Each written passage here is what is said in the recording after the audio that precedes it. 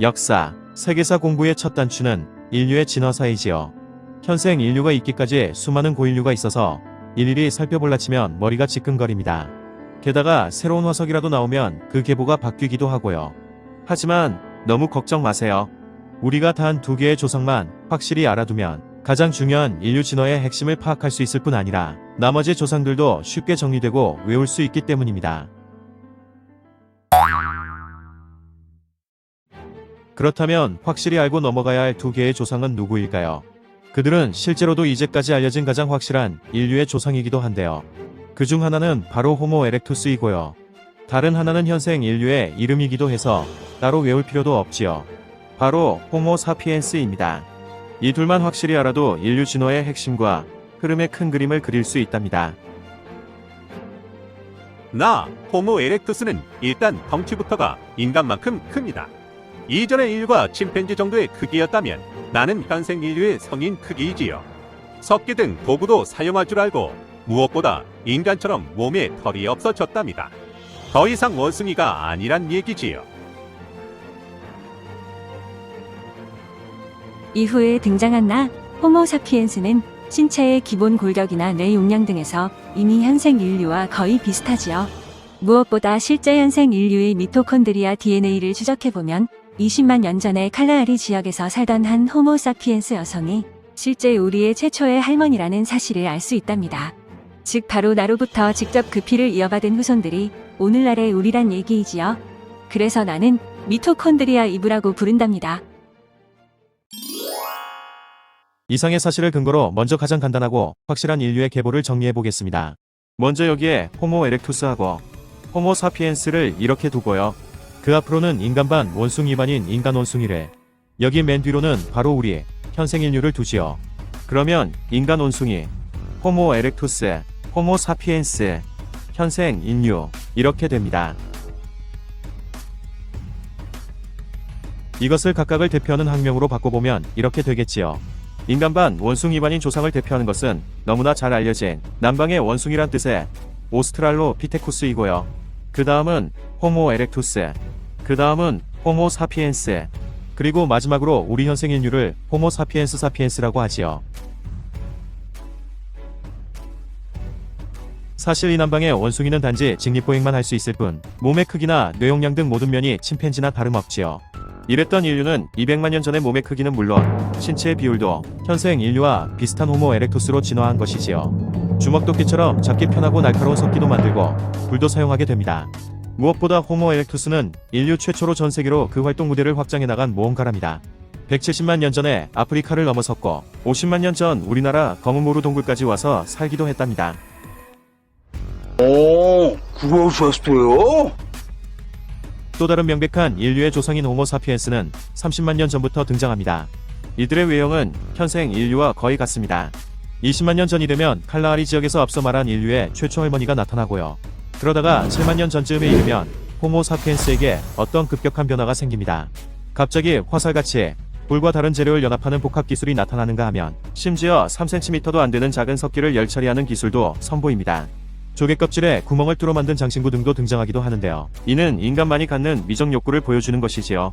또한 29km나 떨어진 곳으로부터 재료를 가져온 흔적도 있는데요. 이는 벌써부터 집단들 사이에서 교역이 이루어졌음을 의미합니다.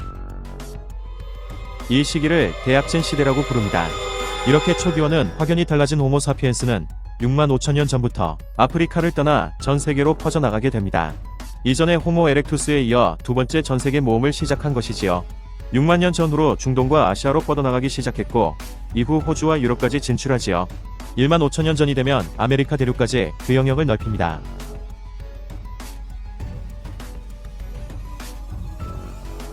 이렇게 지구 곳곳이 호모 사피엔스의 활동 무대로 변해가면서 각지의 특성에 따라 호모 사피엔스의 신체와 생활 모습도 변모해 갑니다. 그 결과 4만 년 전쯤이 되면 마침내 현생 인류와 완전히 일치하는 호모 사피엔스 사피엔스가 등장하게 되지요. 이들은 오늘날과 마찬가지로 각 지역마다 일정 부분 다른 체질과 문화적 차이가 나게 진화되었습니다. 그 대표적인 예가 피부색이지요. 아프리카에서는 자외선을 차단하기 위해 검은색 피부를 유지했지만 추운 지방으로 옮겨간 집단은 더 많은 태양의 비타민 D를 흡수하기 위해 멜라닌 색소가 적은 하얀색 피부로 진화해간 것이지요. 이렇게 변모한 인류를 신형 호모 사피엔스라고 부르기도 하는데요. 이들이 곧 현생 인류 바로 우리랍니다. 이런 호모 사피엔스를 대표하는 것은 크로마뇽인입니다.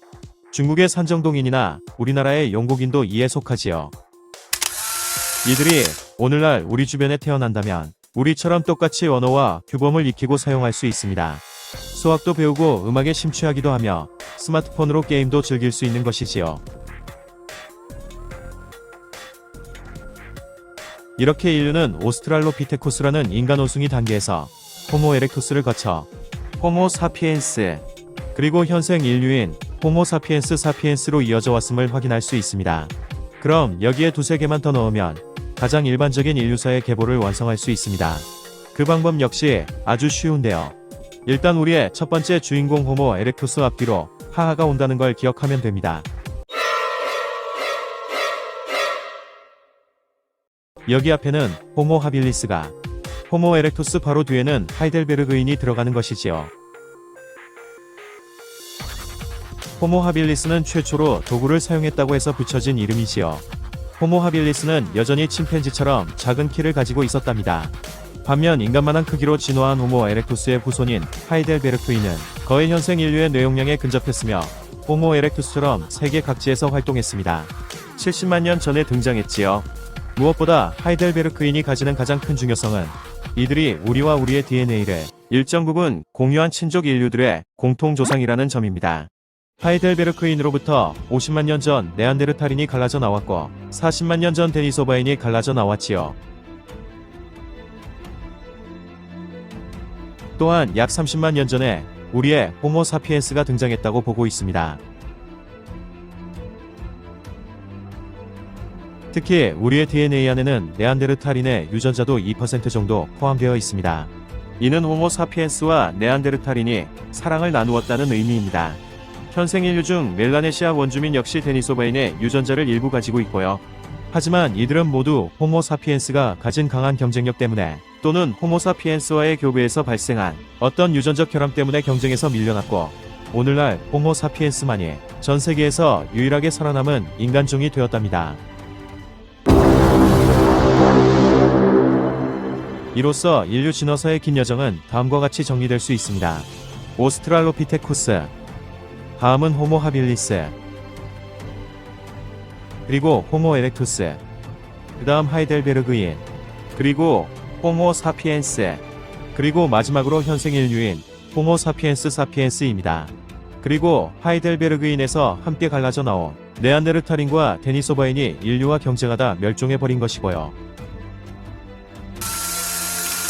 이상으로 인류 진화의 긴 여정을 살펴보았습니다. 물론 우리 인류의 진화사를 좀 더 상세하게 살펴볼 수도 있습니다. 좀 더 정확하고 상세한 진화사를 원하신다면 여기 영상을 클릭해 보십시오. 그럼 한 뼘 한 뼘 자라나는 여러분의 지식 근육에 작은 도움이 됐기를 바라며 안녕히 계십시오.